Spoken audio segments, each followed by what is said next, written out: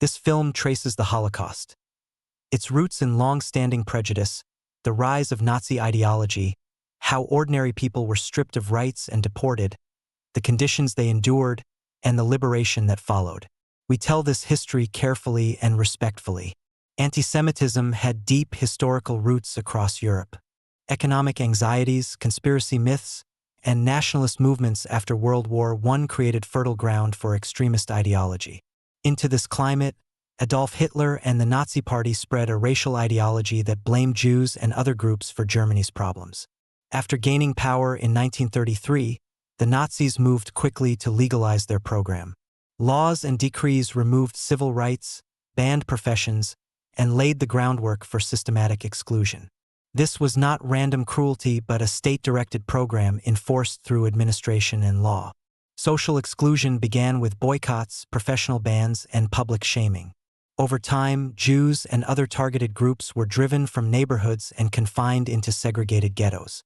Daily life became a struggle for food, shelter, and safety under constant restriction. On the night of Kristallnacht in November 1938, state-tolerated violence erupted into pogroms.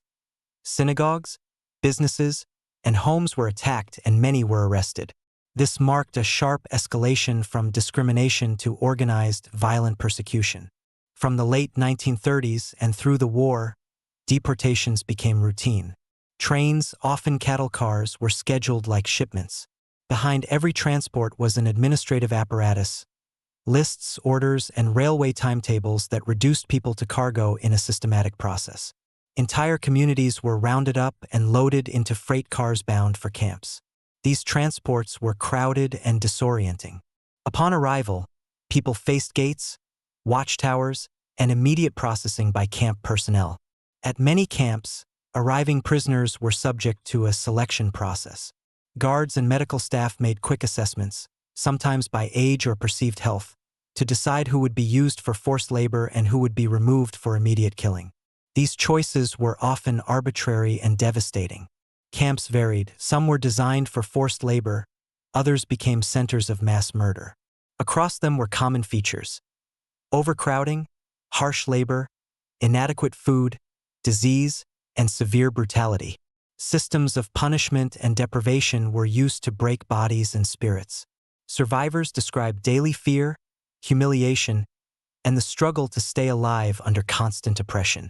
Some prisoners were subjected to so-called medical experiments under the guise of research.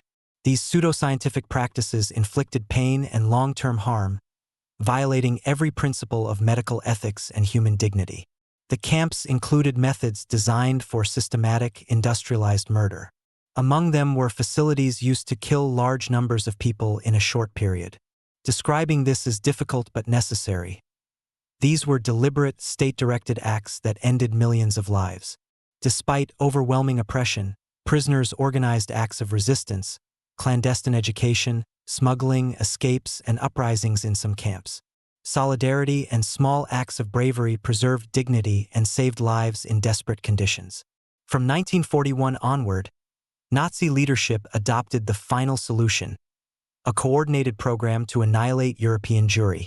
This was carried out with industrial efficiency, using extermination camps and mobile killing units.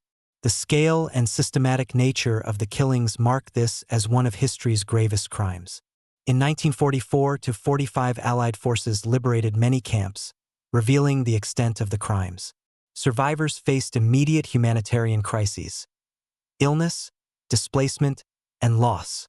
After the war, tribunals sought to hold perpetrators accountable, and nations began processes of remembrance, education, and memorialization to ensure this history is never forgotten.